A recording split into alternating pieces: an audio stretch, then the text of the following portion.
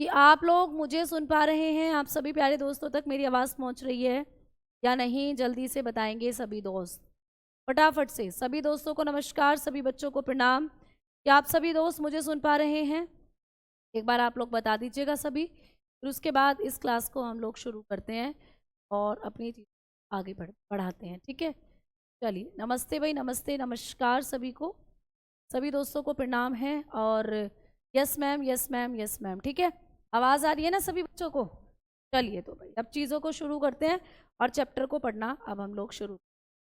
चलिए तो आइए अब हम लोग पढ़ते हैं और टॉपिक हम लोगों का चल रहा है मैटर।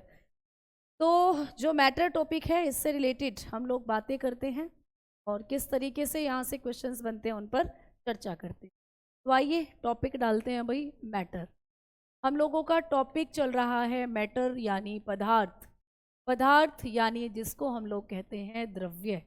ठीक है, द्रव्य के नाम से भी इसको जाना जाता है, मैंने आपको बताया था डेमो की क्लासेस में।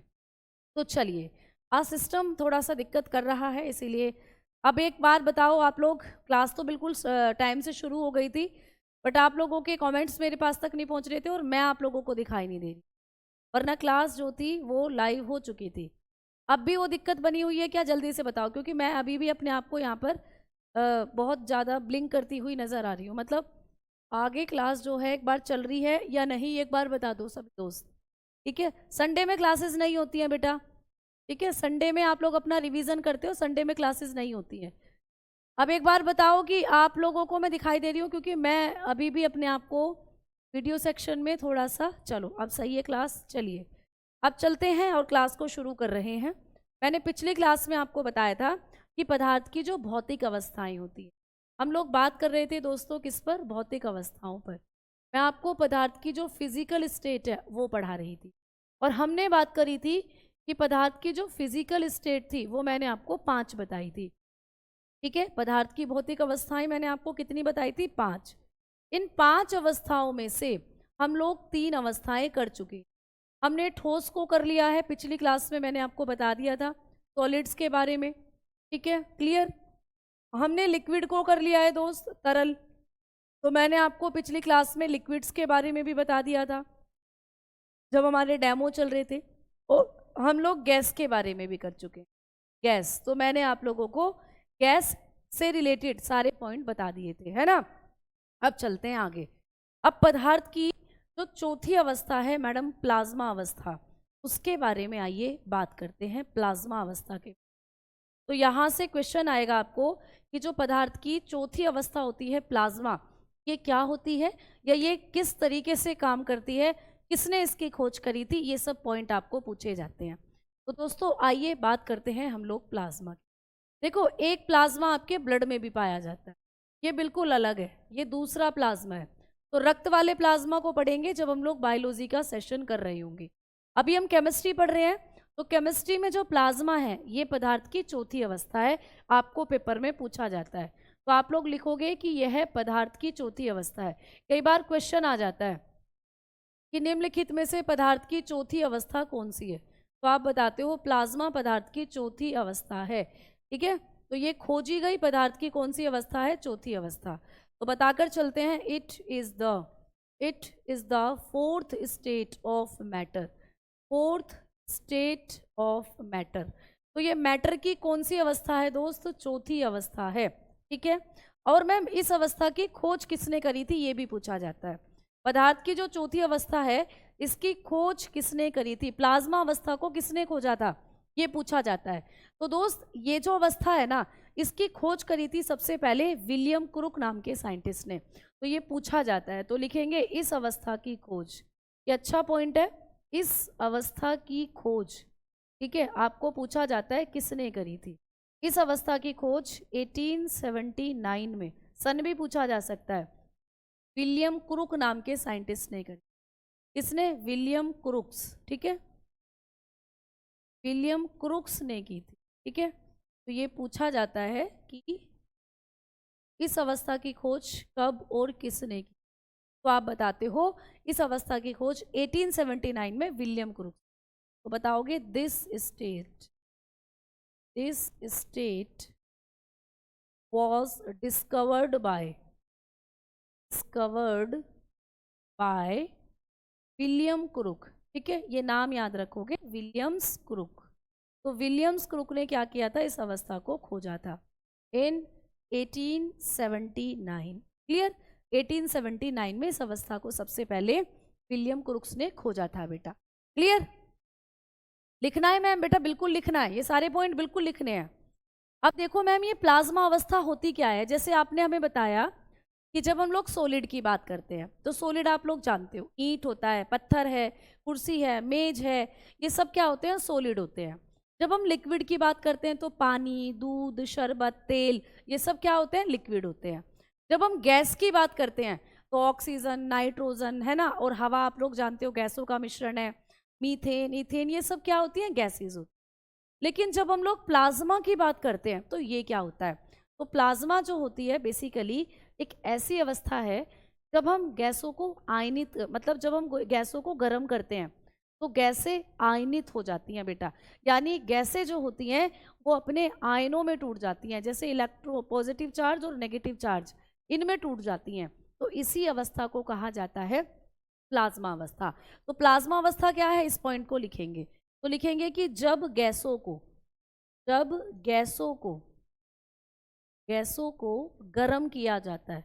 बेटा जब हम गैसों को गर्म करते हैं, ठीक है, तो जब गैसों को गर्म किया जाता है, ठीक है, जब गैसों को क्या करते हैं, गर्म किया जाता है, तो वो आयनित हो जाती हैं। गैसें जो होती हैं वो क्या हो जाती हैं, आयनित। ठीक है, तो वो आयनित हो जाती हैं। इसी अवस्था को हम लोग क्या कहते हैं, प्लाज्मा अवस्था कहते हैं। इसे प्लाज्मा अवस्था के नाम से जाना जाता है, जिसे हम लोग क्या कहते हैं, जिसे प्लाज्मा अवस्था कहते हैं। क्लियर, तो ये तीसरा पॉइंट आप लोग याद रखोगे, जिसे हम लोग प्लाज्मा अवस्था कहते हैं। तो भाई प्लाज्मा अवस्था क्या है कि जब हम लोग गैसों को गर्म करते हैं तो गैसें आयनित हो जाती हैं। आयनित होने का मतलब अपने नेगेटिव और पॉजिटिव चार्जों में टूट जाती हैं। इसी को कहते हैं प्लाज्मा अवस्था, पदार्थ की चौथी अवस्था यानी प्लाज्मा। तो जब हम गैसों को बहुत ज़्यादा हीट करेंगे, जैसे आपने देखा है सूरज को, इस अवस्था के प्यारे दोस्त क्या आते हैं, एग्जाम्पल आते हैं, है ना, इस अवस्था के क्या आते हैं दोस्त, एग्जाम्पल। जैसे आपने कभी सूरज को देखा है, सूरज चमकता है, क्यों चमकता है, क्योंकि सूरज के अंदर हाइड्रोजन और हीलियम गैसों का मिश्रण है। तो सूरज जब हीट होता है, सूरज आपको पता है आग का गोला है, तो सूरज के अंदर जो गैसें हैं हीलियम और हाइड्रोजन वो भी गर्म हो जाती हैं, और गर्म होकर वो क्या होती हैं, एक चमक उत्पन्न करती हैं। उसी अवस्था को कहते हैं प्लाज्मा अवस्था। तो प्लाज्मा के कारण ही जो सूरज होता है, तारे होते हैं, बिजली की तड़क, जब आसमान में बिजली कड़कती है तो चमकती है ना, वो फ्लोरेसेंट ट्यूबलाइट, ये सब चमकती हैं। तो आपको पेपर में क्वेश्चन आता है कि सूरज में पदार्थ की कौन सी अवस्था है जिसके कारण सूरज में चमक उत्पन्न होती है, तो आप कहते हो सूरज में भरा हुआ है प्लाज्मा, यानी सूरज इसी अवस्था की वजह से चमकता है। बिजली जब चमकती है आसमान में, जब तड़ित होती है ना, जब बिजली कड़कती है आसमान में, तो बिजली में जो चमक होती है वो कौन सी अवस्था के कारण होती है, इसी के कारण। आप जब बड़े बड़े मॉल में घूमने जाते हो, बड़े बड़े मॉल्स में इतनी लाइट, दिन में भी, मतलब रात में भी आप मॉल में घूमने जाओ तो ऐसा लगता है दिन निकल रहा हो। तो उन मॉल्स के अंदर जो लाइट लगी हुई होती हैं, उन लाइटों में भी गैस भरी हुई होती है। ये जो ट्यूबलाइट्स आप देखते हो ना, इन ट्यूबलाइटों में गैस भरी होती है, और ये गैस जब आप बिजली का प्लग जबाते हो तो ये गैसेस गर्म हो जाती है और बल्ब जो है वो जलने लग जाता है। तो ये जो आपकी ट्यूबलाइट्स जो जलती हैं, इनमें ये जो चमक है ये भी प्लाज्मा की वजह से होती है। ये भी किसकी वजह से है, प्लाज्मा की वजह। ठीक है, तो जब हम लोग गैसों को गर्म करते हैं, गैसों को हीट करा जाता है, तो गैसें आयनित हो जाती हैं। इसी अवस्था को हम लोग प्लाज्मा अवस्था कहते हैं। आइए इंग्लिश में लिख लेते हैं, when gases when gases when gases become heated, ठीक है, heated, they ionized, या they, ये क्या हो जाती हैं, they convert into their ion, they convert into their ions, ठीक है, तो वो अपने आयंस में टूट जाती हैं। तो this state of matter, this state of matter is known as plasma state. इसी अवस्था को क्या कहा जाता है दोस्त? प्लाज्मा स्टेट कहते हैं। तो गैसों को गर्म करा, मान लीजिए ये है एक सूरज, मान लीजिए ये सूरज है, ठीक है। अब सूरज के अंदर आपको पता है कौन सी गैसों का मिश्रण होता है? हाइड्रोजन और हीलियम गैस भरी हुई है सूरज के अंदर। तो सूरज आग का गोला है, सूरज पर टेम्परेचर बहुत ज्यादा है, तो ज्यादा टेम्परेचर होने की वजह से ये गैसेस गर्म हो जाती हैं। ये गैसेस क्या हो जाती है? गर्म। और गर्म होने पर जो सूरज है उसमें एक चमक उत्पन्न होती है, फिर इसीलिए सूरज इतना ज्यादा चमकता है। तो ये जो सन है, ये जो सूरज है, ये इसके अंदर कौन सी अवस्था भरी हुई है? तो पदार्थ की प्लाज्मा अवस्था की वजह से सूरज में चमक होती है।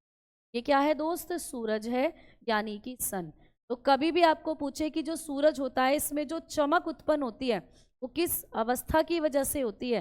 तो आपने कहा प्लाज्मा की वजह से होती है, ठीक है। तो उदाहरण के तौर पर आपने लिखा कि सूरज में जो चमक है वो किसकी वजह से है? प्लाज्मा अवस्था की वजह से। अगर हम तारों की बात करते हैं, जब हम स्टार की बात करते हैं दोस्त, तो तारों में भी क्या होती है? चमक होती है। और तारों में भी अपना प्रकाश है, तारे भी अपने आप चमकते हैं, लेकिन वो दूर है हमसे बहुत ज्यादा, इसीलिए कम कम चमकते हुए नजर आते हैं। लेकिन तारों में भी गैसों का मिश्रण भरा हुआ होता है, तो इसी वजह से जो तारे हैं इनमें भी चमक आपको नजर आती है। तारों में तो चमक जो होती है वो किस अवस्था के कारण होती है? तो बताते हो, ठीक है। तो तारों में भी जो चमक होती है वो किसकी वजह से होती है? आप बताते हो प्लाज्मा की वजह। तो आपने कहा शाइन इन स्टार, जो स्टार्स के अंदर शाइन होती है, शाइन इन स्टार्स। तो जो तारे हैं इनमें भी जब ये ट्विंकल करते हैं, चमकते हैं, ट्विंकलिंग करते हैं, इनमें भी जो चमक होती है वो किसकी वजह से? प्लाज्मा अवस्था की वजह से। आपके घरों में या जब कभी आप लोग किसी कंपनी में, मॉल में घूमने जाते हो तो वहां पर होता है एक बल्ब, वहां पर एक बल्ब या जिसको आप लोग कहते हो फ्लोरेसेंट ट्यूबलाइट, ठीक है। फ्लोरेसेंट ट्यूबलाइट, ये आपको पेपर में पूछा गया प्रश्न है कि फ्लोरेसेंट ट्यूबलाइट जो होती हैं इनमें पदार्थ की कौन सी अवस्था भरी रहती है? तो फ्लोरेसेंट ट्यूबलाइट जो होती हैं इनके अंदर, ट्यूबलाइट, इनके अंदर क्या होता है दोस्त? पदार्थ की प्लाज्मा अवस्था भरी रहती है। तो फ्लोरेसेंट ट्यूबलाइट में यानी बल्ब में जो चमक होती है वो चमक भी किसकी वजह से होती है? प्लाज्मा अवस्था की वजह से होती है। तो ये भी किसका एग्जाम्पल है? प्लाज्मा अवस्था का। तो बल्ब के अंदर भी बहुत सी गैसों का मिश्रण भरा हुआ होता है ना, पारे की वाष्प, और यहाँ पर आपका क्या भरा हुआ होता है? आर्गन या नेओन गैस भरी हुई होती है पारे के वाष्प के साथ। तो इसीलिए ये जो बल्ब है ये भी बहुत ज्यादा चमकते हैं। क्या भरा हुआ है बल्ब के अंदर? एक तो आप बताओगे, मैं यहाँ पे दूसरे पॉइंट में बता देती हूँ, यहाँ लिख देती हूँ। पारे की वाष्प भरी होती है बेटा, पारा होता है मरकरी, पारे की वाष्प इनके अंदर भरी हुई होती है, और साथ में नेओन गैस भरी हुई होती है, साथ में नेओन गैस भरी हुई होती है। तो पारे की वाष्प और नेओन गैस, जब बल्ब को बिजली के प्लग से जोड़ा जाता है तो पारे की वाष्प और नेओन गैस गर्म हो जाती हैं, जिससे बल्ब चमकने लगता है, ठीक है। तो इसको बोलते हैं मरकरी, इसको कहते हैं हम लोग मरकरी वेपर। तो इसके अंदर भरी हुई होती है मरकरी वेपर, और साथ में नियोन गैस भरी हुई होती है। तो ये भी आपका जो फ्लोरेसेंट ट्यूबलाइट है ये भी प्लाज्मा अवस्था की वजह से चमकता है। बात समझ में आई? ठीक है, ये आपको पूछा जाता है पेपर, क्लियर? ठीक, अब चलते हैं आगे की तरफ कि ये जो आप लोगों की प्लाज्मा अवस्था है ये और किस में दिखती है। तो प्लाज्मा अवस्था के एग्जाम्पल समझ में आए ना, सूरज, प्लाज्मा भरा हुआ है सूरज के अंदर, तारे चमकते हैं प्लाज्मा के कारण, फ्लोरेसेंट ट्यूबलाइट चमकती हैं प्लाज्मा अवस्था के कारण। एक और मैं आपको एग्जाम्पल बताऊं तो आसमान में जब बिजली चमकती है, ठीक है, एक और एग्जाम्पल लिख लेते हैं, बिजली की चमक, है ना, आसमान में बिजली की चमक, जब आसमान में बिजली चमकती है, ठीक है, आसमान में तड़ित, तड़ित होता है जब बिजली चमकती है, ठीक है। तो लाइटनिंग, तो जब आपको पूछा जाए कि लाइटनिंग इन स्काई, आसमान में जब बिजली चमकती है बेटा, बिजली की जो चमक होती है तो वो भी किसकी वजह से होती है? बिजली ऐसे चमकती है ना आसमान में, तो बिजली जो आपके आसमान के अंदर चमकती है, जब जोरदार तूफान आता है, धुड़ुन धुड़ुन तड़ित होती है, थंडरिंग होती है आसमान के अंदर, तो लाइटनिंग इन स्काई, आसमान में जो तड़ित होता है ये भी प्लाज्मा अवस्था की वजह से, गैसें टकरा रही होती हैं ऊपर और हीट हो रही होती हैं, उनसे बिजली बनती है और वो तड़ित होती है, ठीक है। तो ये सब आपको पूछा जाता है, किसके एग्जाम्पल हैं, प्लाज्मा अवस्था के एग्जाम्पल है। एक और एग्जाम्पल है एरोरा, एक और एग्जाम्पल है अरोरा, आपको पूछा जाता है एरोरा, ठीक है। तो एरोरा क्या होता है प्यारे दोस्त, एरोरा एक ऐसा फिनोमिना है जिसमें आसमान में तुम्हें रंग बिरंगी लाइटें नजर आती हैं। जैसे कभी तुम शांत बैठे हुए हो, है ना, खुला आसमान है, ये हमारे यहाँ तो नहीं दिखता, लेकिन जो पहाड़ी क्षेत्र है वहाँ दिखता है। पहाड़ी क्षेत्रों में क्या होता है कि आसमान जब एकदम साफ होता है तो गैसेस जो हैं एटमॉस्फेयर के ऊपर, वो सारी लाइट होने की वजह से ऊपर उठनी शुरू हो जाती है और हीट होती हैं। तो आसमान के अंदर स्काई में, मान लीजिए ये आपका क्या है, बादल है, ठीक है, ये आपके क्या है, स्काई, बादल हैं ये। तो बादलों के अंदर या बादलों के पीछे आपको बहुत सारी लाइटों का एक वो दिखता है, मतलब रंग बिरंगी लाइट दिखती हैं। इस तरीके से ये लाइट दिखी आसमान में, ये लाइट दिखी आसमान में। हमारे भारत में तो बहुत कम, लेकिन बाहर की कंट्रीज में, जैसे बहुत सुंदर सुंदर नॉर्वे वगैरह कंट्रीज हैं, वहाँ जाकर देखो तो आसमान में ऐसे लाइटनिंग दिखती है, वो होता है एरोरा। तो ये एरोरा भी किसकी वजह से बनता है, आसमान में बनता है प्यारे दोस्त। ये किसकी वजह से आप बताते हो, ये भी बन रहा है प्लाज्मा की अवस्था, प्लाज्मा अवस्था की वजह से। मेरे पास एक पीडीएफ थी, मैं आपको दिखाने की कोशिश करती हूँ, ठीक है। तो जब हम लोग बात करते हैं, जैसा कि हमने डेमो में भी पढ़ा था, तो ये जो एरोरा, ये या ये जो आप लोगों के आसमान में बिजली वगैरह चमकती है ना, ये सब इन्हीं की वजह से चमक। तो मैं आपको दिखाना चाहती हूँ कि किस तरीके से, तो यहाँ पर ये होते हैं सारे फिनोमिना, ये सब देखो प्लाज्मा अवस्था के एग्जाम, ये सारे के सारे उदाहरण किसके हैं, प्लाज्मा अवस्था। तो इनमें से कुछ भी पूछा जा सकता है आपको पेपर के अंदर, आता है प्लाज्मा अवस्था, चौथी अवस्था है, ठीक है, क्लियर। ये हो जाता है आप लोगों का प्लाज्मा स्टेट, ठीक है, समझ में आई। तो जैसे मैंने अभी बताया एरोरा होता है, लाइटनिंग होती है, बिजली की तड़ित आती है ना, प्लाज्मा बॉल आती है कई बार, ये खेलने के लिए बच्चों की, उनमें लाइटनिंग होती है, ठीक है। न्यूक्लियर फायर बॉल, कई बार ऐसे तूफान आते हैं कि उनमें ऐसा लगता है आग उड़ रही हो आसमान में। हमारे भारत में तो नहीं होते ये, लेकिन जब हम लोग क्या करते हैं, नियॉन साइन, आपने देखा है कई बार कि जब हम लोग कहीं घूमने जाते हैं तो बोर्ड लगे हुए होते हैं, एडवर्टाइजमेंट के बोर्ड लगे हुए होते हैं, उन बोर्ड्स में बड़ी अच्छी अच्छी लाइट जल रही होती हैं रात को जब हाईवे पर जाते हैं, वो इसी की वजह से हैं। और वेल्डिंग वगैरह करते हुए देखा है, वेल्डिंग में क्या होती है, एसिटिलीन गैस होती है, और जब बिजली का तार लगाते हैं एसिटिलीन गैस गर्म हो जाती है, और जब उसको वेल्डिंग करते हैं तो देखा कैसे चिंगारी निकलती है। आपने देखा है जब लोहे वाले वेल्डिंग करते हैं, लोहे की चीज़ों को जोड़कर वेल्ड कर देते हैं, तो वही, तो ये भी क्या होता है आप लोगों का प्लाज्मा अवस्था ही भरी हुई होती। तो प्लाज्मा क्या है, पदार्थ की चौथी अवस्था क्या है, जब गैसों को गर्म कर दें तो गैसें अपने आयनों में टूट जाती हैं, यही होता है प्लाज्मा अवस्था, ठीक है, समझ में आ गई। अब ये जो प्लाज्मा अवस्था है ना, इसके अंदर आपको एक चीज और याद रखनी है, क्या, कि ये जो प्लाज्मा अवस्था है ना, इसमें सबसे ज्यादा क्या होता है दोस्त, जो पदार्थ की प्लाज्मा अवस्था है, इसमें सबसे ज्यादा गतिज ऊर्जा देखने को मिलती है। अब समझना देखो अच्छे से, हमने सॉलिड की बात कर ली, मैंने पिछली क्लासों में आपको ठोस के बारे में बताया, जी हाँ मैडम आपने बता दिया था।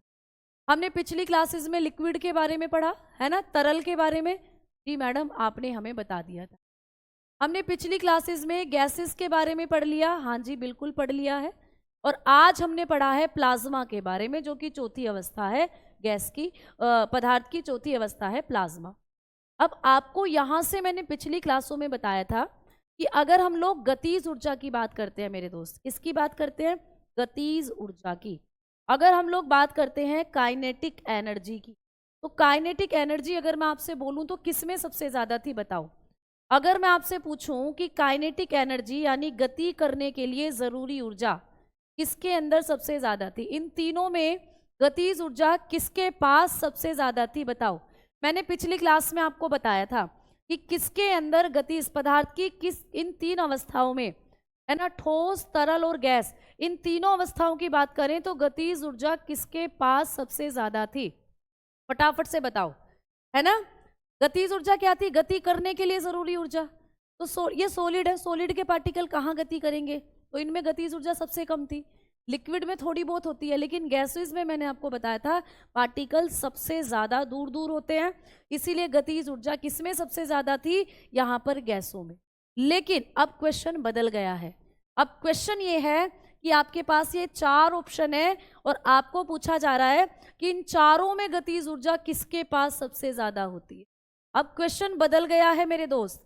अब आपको पूछा जाएगा कि ये आपके पास 4 ऑप्शन है और इन चारों में से बताइए कि गतिज ऊर्जा किसके पास सबसे ज्यादा है। तो फिर आपको बताना है प्लाज्मा अवस्था में गतिज ऊर्जा सबसे ज्यादा होती है।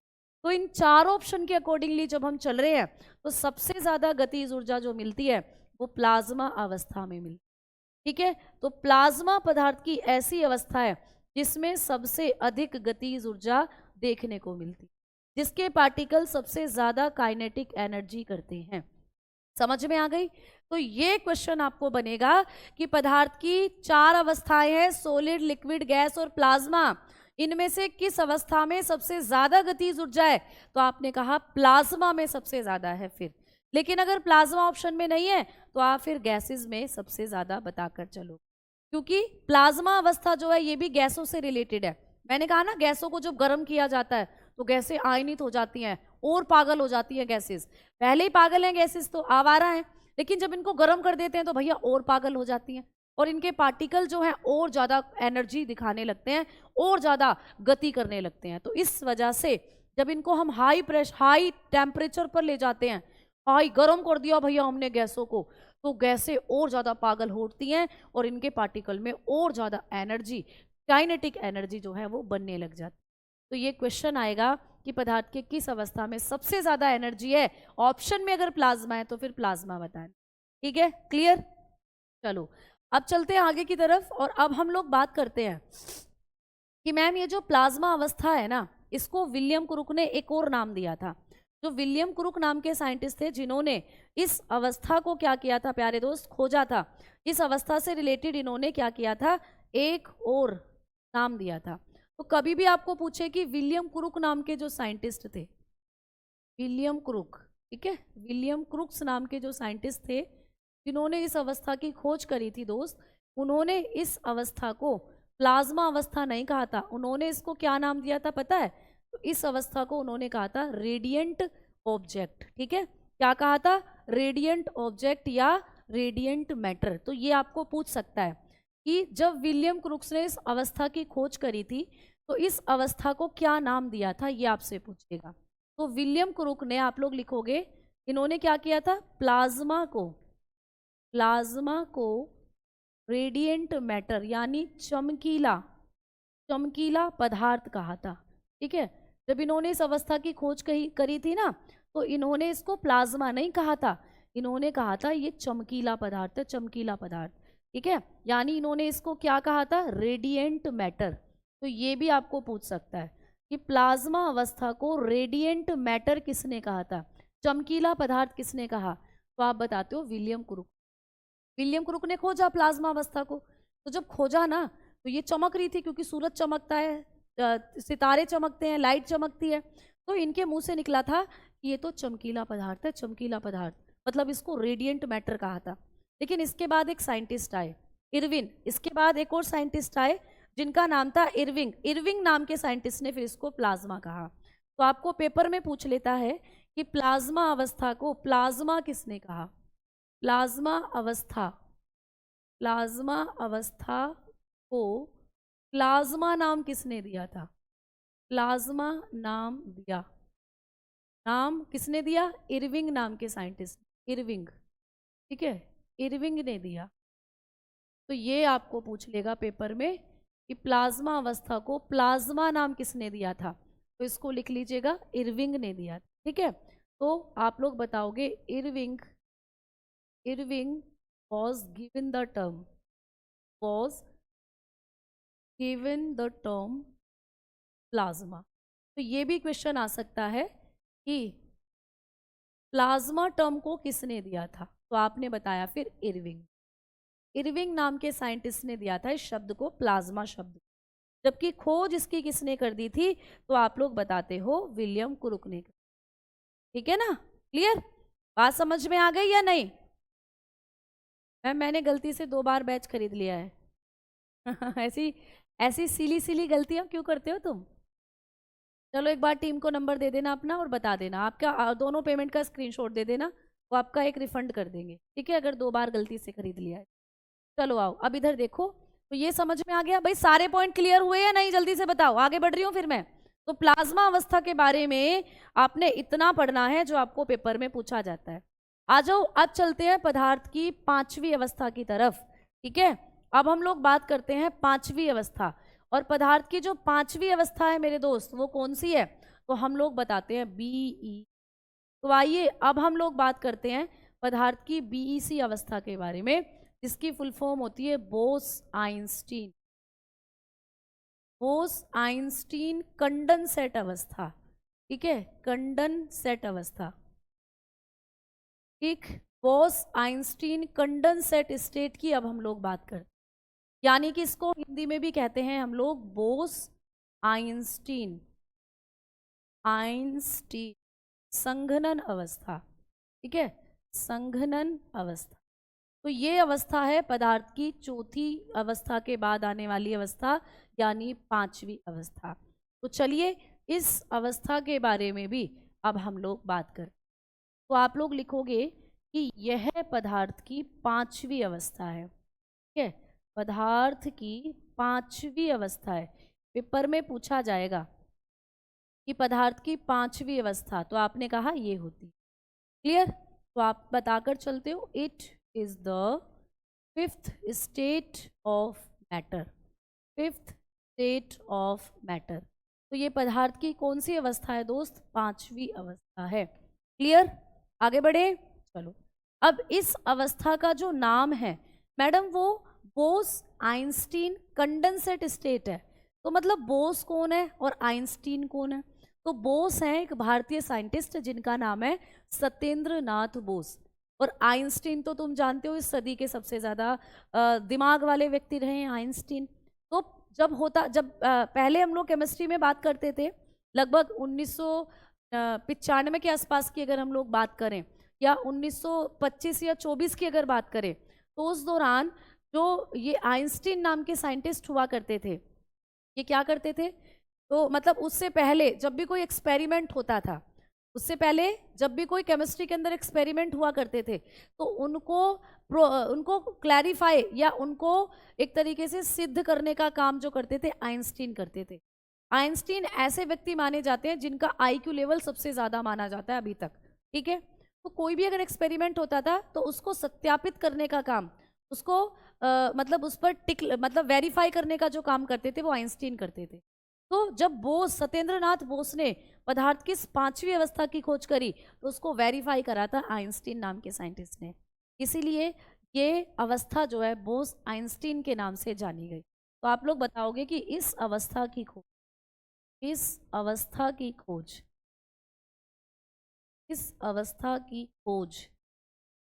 भारतीय साइंटिस्ट, ये भारतीय साइंटिस्ट थे सत्येंद्र नाथ, भारतीय वैज्ञानिक, ठीक है। तो ये भारतीय वैज्ञानिक थे Satyendra Nath Bose,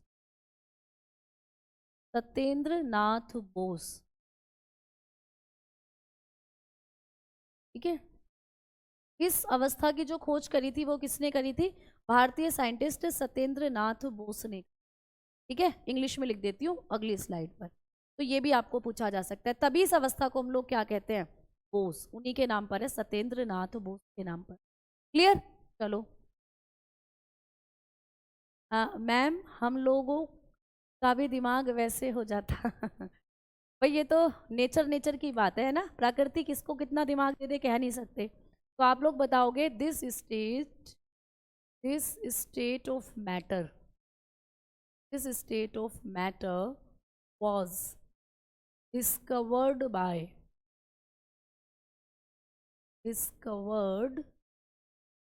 by Indian scientist, है ना, इंडियन साइंटिस्ट थे, इंडियन साइंटिस्ट।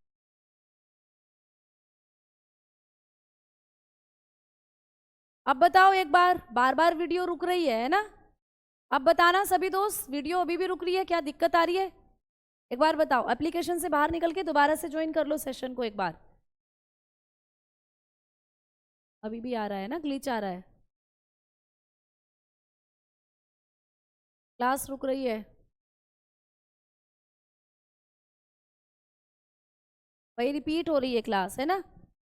अभी बस जस्ट मैं एक बार चेक करा रही हूँ कि क्या दिक्कत आ रही है, एक बार चेक करा रही हूँ। यस मैम, रुक रही है ना। यस, मुझे भी दिख रहा है सामने बफरिंग हो रही है। सही हो गया, सही हो, अब ठीक है, अब ठीक है। मुझे यहाँ से भी दिख रहा है अभी भी बफरिंग हो रही है, अभी भी ठीक है क्या? जल्दी से बताओ, फटाफट से बताओ भाई, जल्दी से बताएंगे कि हाँ अब ठीक है ना। चलिए अब ठीक है, चलो चलो चलो। तो भाई आ जाओ। तो जब हम लोग बात करते हैं कि मैम ये बोस आइंस्टीन कंडेंसेट अवस्था जो है, इस अवस्था की जो डिस्कवरी है बेसिकली वो किस ईयर में हुई थी, भी आपको पूछा जा सकता है। तो मैं यहाँ डिस्कवरी ईयर इसका लिख देती हूँ, ठीक है, आप लिख लीजिएगा पॉइंट डालकर। इसका जो डिस्कवरी ईयर है वो क्या है, ये भी पूछा जा सकता है। तो भाई ये जो अवस्था है, इसको जो खोजा गया था वो 1924 और 1925, ये इस अवस्था की खोज का ईयर है। लेकिन इस अवस्था को जब एक्सपेरिमेंटली सबके सामने बताया गया तो वो 1995 था जो ईयर था। ठीक है, क्लियर। इतनी इस स्टेट के अंदर इस अवस्था की क्या हुई थी डिस्कवरी, इस ईयर में। क्लियर। चलो अब आगे चलते हैं हम लोग। अब हम लोग बात करेंगे कि मैम ये है क्या वास्तव में, प्लाज्मा अवस्था के बाद बीईसी है क्या। तो दोस्तों अब हम लोग क्या करेंगे, गैसों को ठंडा कर देंगे। देखो प्लाज्मा अवस्था में क्या किया था, गैसों को बहुत ज्यादा गर्म कर दिया था। अब इस अवस्था में क्या करेंगे, गैसों को बहुत ज्यादा ठंडा कर देंगे। भाई जब विलियम क्रूक्स अपना एक्सपेरिमेंट कर रहे थे तो उन्होंने गैसों को बहुत ज्यादा गर्म करा और देखा कि जो गैसें हैं जिस अवस्था में पहुंच जाती हैं वो प्लाज्मा अवस्था थी। वैसे ही सत्येंद्र नाथ बोस के दिमाग में भी आया कि जब गैसों को हम गर्म करके एक अवस्था की खोज कर सकते हैं तो क्यों ना गैसों के साथ एक एक्सपेरिमेंट किया जाए कि गैसों को बहुत कम टेम्परेचर पर, यानी सुपर कोल्ड टेम्परेचर या एब्सोल्युटली जीरो टेम्परेचर जो है उस पर जब हम गैसेस को रख दें तो गैसों के साथ जो अवस्था बनेगी या वो पदार्थ की पांचवी अवस्था हो सकती है। तो इन्होंने भी ऐसे ही करा, गैसों को बहुत कम टेम्परेचर पर रख दिया। तो ये क्या होती है, तो हम लोग लिखेंगे कि जब गैसों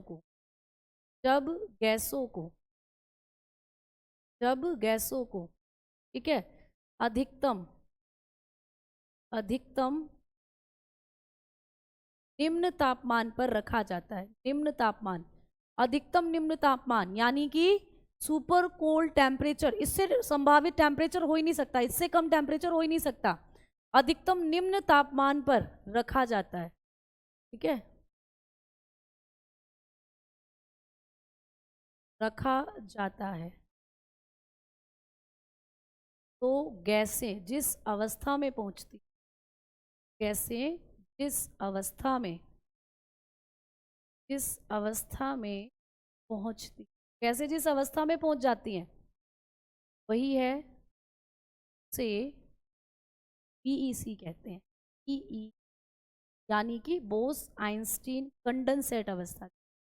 तो गैसों को जब हम लोग क्या कर देते हैं, अधिकतम निम्न तापमान पर रखेंगे, एकदम सुपर कोल्ड टेम्परेचर पर ले जाओ, तो गैसें जम जाएंगी, उनके पार्टिकल जम जाएंगे गैसों के।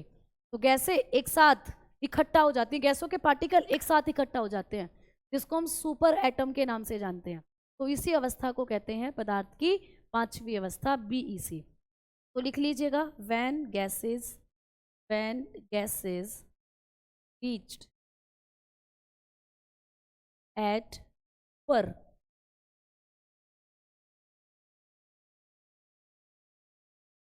Cold temperature.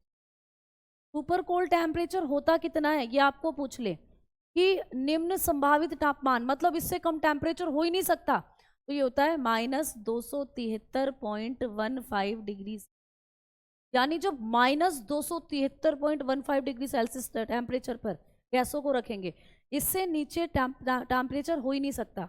आपने देखा होगा ना कि 0 डिग्री टेम्परेचर पर बर्फ गिरने लग जाती है भैया, लेकिन टेम्परेचर को घटाते घटाते घटाते घटाते -273 पर ले आओ तो सोचो ये कितना कम तापमान होता होगा। इस पर तो हर चीज जम जाएगी। तो गैसें भी इस टेम्परेचर पर आकर एक सुपर एटम का निर्माण कर लेती हैं, यानी सारे गैसों के पार्टिकल एक साथ जुड़ जाते हैं। तो यही होती है बीईसी, है ना, बोस आइंस्टीन कंडेंसेट अवस्था, इतना होता है सुपर कूल टेम्परेचर। तो जब गैसों को हम लोग क्या करते हैं, सुपर कोल्ड टेम्परेचर पर ले जाते हैं। When gases reach at super cold temperature, this state of matter, this state of matter is known as BEC। ठीक है, तो ये अवस्था कहलाती है भाई BEC। समझ में आ गई बात? ठीक है, हाँ, सबसे कम टेम्परेचर। तो जब हम लोग गैसों को एक साथ क्या कर देते हैं, इस तरीके से बहुत ठंडा कर देते हैं। गैसेस जो होती हैं, जब उनको हम एकदम से कूल कर देते हैं और बहुत एब्सोल्यूट जीरो टेम्परेचर पर ले जाते हैं। एब्सोल्यूट जीरो टेम्परेचर क्या होता है, -273.15 डिग्री सेल्सियस, इतने पर ले जाएं। या आप लोग बता सकते हो 0 केल्विन, है ना, अगर केल्विन में देखो तो 0 केल्विन होता है ये टेम्परेचर। तो जब गैसों को हम 0 केल्विन टेम्परेचर पर ले जाएं, 0 केल्विन, तो भैया गैसें जो होती हैं वो इस तरीके से, एक इनके पार्टिकल एक इस तरीके से एक ही एटम में जुड़ जाते हैं, इसको कहते हैं सुपर एटम। तो गैसेस जो होती है वो गैसेस के सारे पार्टिकल एक साथ जुड़ जाते हैं आकर, इसको हम सुपर एटम के नाम से जानते हैं। सुपर एटम, सुपर अणु के नाम से या सुपर परमाणु के नाम से इसको फिर हम लोग जानेंगे। तो जो गैसें होती हैं वो जब बहुत ज़्यादा ठंडी कर दी जाती हैं, इस टेम्परेचर पर पहुंचा दी जाती हैं, तो गैसें जिस अवस्था पर पहुंचेंगी उसे कहा जाता है बोस आइंस्टीन कंडेंसेट। क्लियर? आगे बात कर रही हूँ हम लोग, अब आगे की तरफ बढ़ रहे हैं। तो इस अवस्था से भी आपको ये क्वेश्चन पूछा जाएगा। तो अब हमने क्या करा, पदार्थ की ये पांचों की पांचों स्टेट्स मैंने आप लोगों को पढ़ा दी हैं। अब मैं आगे बढ़ रही हूँ और अब हम लोग बात करते हैं पदार्थ की कुछ रासायनिक अवस्थाओं के बारे में। लेकिन उससे पहले मैं आप लोगों को बताना चाहती हूँ एक बार फिर से कि जब हम लोग पदार्थ की अवस्थाओं के बारे में बात करते हैं, तो ये जो पदार्थ की आपकी अवस्थाएं हैं, ठीक है, ये जो आप लोगों की पदार्थ की अवस्थाएं होती हैं बेटा, इन अवस्थाओं के बारे में जब हम आगे पढ़ते हैं तो भाई मैंने आपको फिजिकल भौतिक अवस्थाएं तो बता दी, फिजिकल स्टेट तो मैंने आप लोगों को बता दी है। ठीक है, एक आप लोगों ने भौतिक अवस्थाएं तो कर ली हैं, सॉलिड लिक्विड गैस, भौतिक अवस्थाएं तो आपने करी। क्लियर? सॉलिड लिक्विड गैस होती। लेकिन जब हम रासायनिक अवस्थाओं की बात करते हैं, जब हम लोग किसकी बात करते हैं, रासायनिक अवस्था, तो रासायनिक अवस्था के आधार पर हमने पदार्थ को, आप लोग बताते हो कि शुद्ध और अशुद्ध, इस तरीके से हमने क्या करा है, इसको डिवाइड करा है। तो शुद्ध और अशुद्ध के बारे में हम बाद में बात करेंगे, लेकिन उससे पहले हम लोग बात करेंगे कि जब हम लोग सॉलिड लिक्विड गैस की अवस्थाओं के बारे में बात करते हैं, तो क्या ये अवस्थाएं चेंज भी हो सकती हैं, क्या इन अवस्थाओं में परिवर्तन किया जा सकता है? तो आपको पूछा जाता है क्या इन अवस्थाओं में हम चेंज कर सकते हैं? तो बिल्कुल ये चीज़ आपको पेपर में आती है।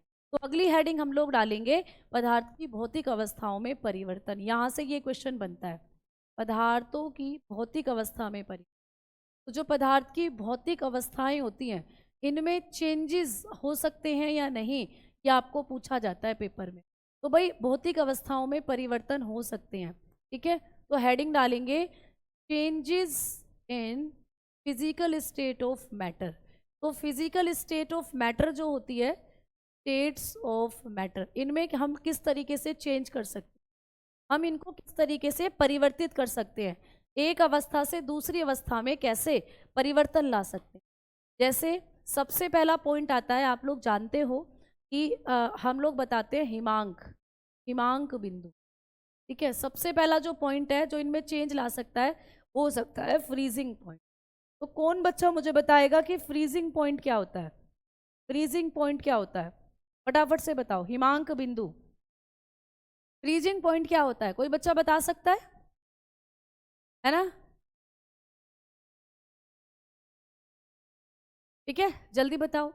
तो हम लोग बताते हैं कि फ्रीजिंग मतलब आइसक्रीम, जब आप आइसक्रीम बनाते हो तो कई बार जब आइसक्रीम बना रहे हो तो दूध में बहुत सारी चीनी मिलाई, फ्रूट्स मिलाए, और उसको कहाँ रखते हो ले जाकर? हम लोग रखते हैं उसको ले जाकर फ्रीजर के अंदर।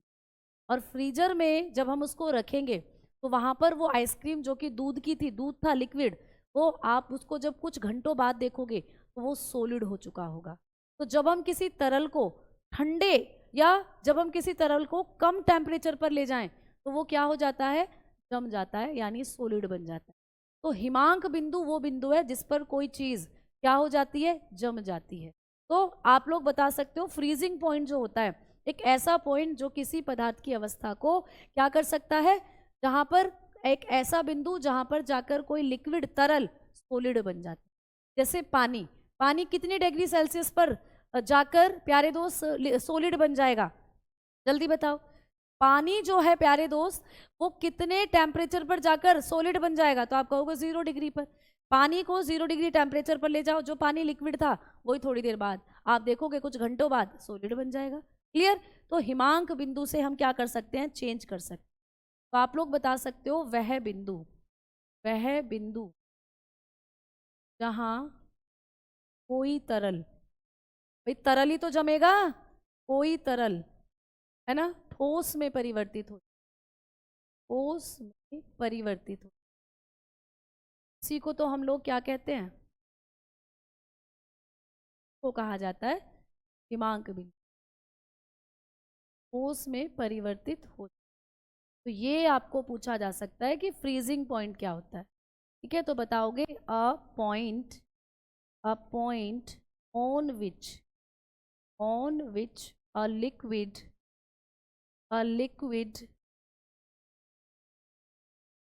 Convert into solid. ठीक है, सॉलिड।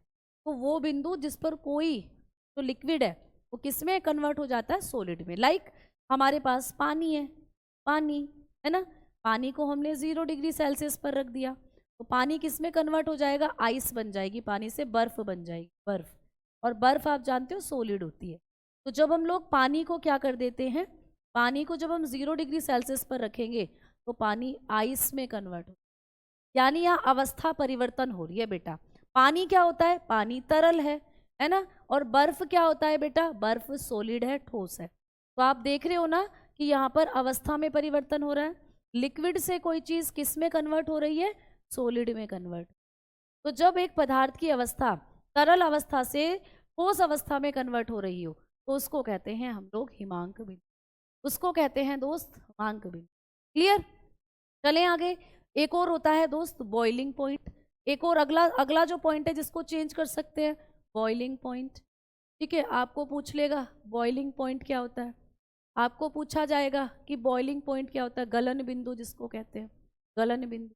अब गलन बिंदु क्या है, बॉइल कौन करता है, जल्दी से बताओ, बॉइल कौन करेगा, पानी है ना, बॉइल कौन करता है, लिक्विड चीज बॉइल करती है, या कोई सॉलिड चीज बॉइल करेगी, सॉलिड को भी अगर आप गर्म कर रहे हो पहले वो लिक्विड में टूटेगा, लिक्विड बनेगा उसका, फिर जाकर वो बॉइल करेगा।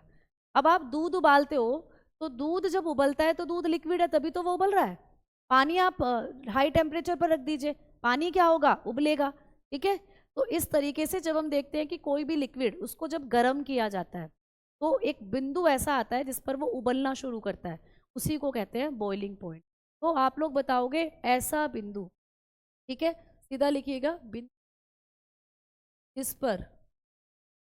जिस पर कोई तरल, भाई लिक्विड ही तो बॉईल होता है, कोई तरल उबलना शुरू करता है, उबलना, क्लियर, उबलना शुरू करता है। और जब वो उबलेगा तो क्या बनेगी भाई, गैस बनेगी। जब पानी उबलता है तो आप देखते हो ना कैसे भाप उड़ती है, जितना ज्यादा पानी उबलेगा उतनी ज्यादा भाप बनती है। ठीक है, तो बिंदु जिस पर कोई तरल उबलना शुरू करता है उसी को कहते हैं बॉइलिंग पॉइंट। तो लिखोगे point on which a liquid starts boiling। ठीक है, तो एक ऐसा पॉइंट जिस पर कोई भी लिक्विड बॉइलिंग करना शुरू कर दे, उबलना शुरू। वही पानी, भाई जब पानी को आपने लो टेम्परेचर पर रखा था तो वो सॉलिड बन गया, बर्फ बन गई। लेकिन पानी को जब आपने बहुत ज्यादा हीट कर दिया, पानी को जब आपने क्या कर दिया, बहुत ज्यादा हीट कर दिया, बहुत ज्यादा उसको गर्म कर दिया, बहुत ज्यादा हीट दे दी उसको, तो अब वो किस में कन्वर्ट हो जाएगा, पानी गैस में कन्वर्ट, किसमें कन्वर्ट हो जाएगा, वाटर गैस के अंदर। तो कल क्लास नहीं होगी बेटा, इसलिए नहीं होगी क्योंकि कल मेरी मैराथन क्लास है। ठीक है, कल मेरी एएलपी टेक्नीशियन के लिए एक मैराथन क्लास है जो कि रेलवे यूट्यूब चैनल पर होगी, RWA रेलवे यूट्यूब चैनल पर होगी, सुबह 10 बजे वो क्लास शुरू हो जाएगी। तो मैं कल आपकी क्लास नहीं ले पाऊंगी। आकाश बेटा बहुत बहुत शुक्रिया। बिल्कुल, पानी कितने डिग्री सेल्सियस पर उबलने लगता है? 100 डिग्री सेल्सियस। इनके बारे में बात करेंगे अगली क्लास में। अब देखो यहाँ पर आप लोगों की कल क्लास नहीं होगी तो आप लोगों को टाइम वेस्ट नहीं करना है। जो क्लास कल मेरी हो रही है वो WA रेलवे यूट्यूब चैनल पर होगी सुबह 10 बजे से। बायोलॉजी की क्लास है, तो आप लोग भी क्लास के साथ जुड़ जाइएगा, क्लास को एंजॉय करिएगा क्योंकि बहुत कुछ सीखने को आपको वहाँ से, ठीक है ना। बाकी आप रिवीजन कर सकते हो, परसों क्लास बिल्कुल सेम टाइम पर होगी। कल मेरी मैराथन है, इस वजह से क्लास नहीं हो, ठीक है। तो इंतज़ार मत करिएगा क्लास का, टाइम से क्लास के साथ जुड़ जाइएगा सुबह 10 बजे और आप सेशन के साथ सेशन को अटेंड कर सकते।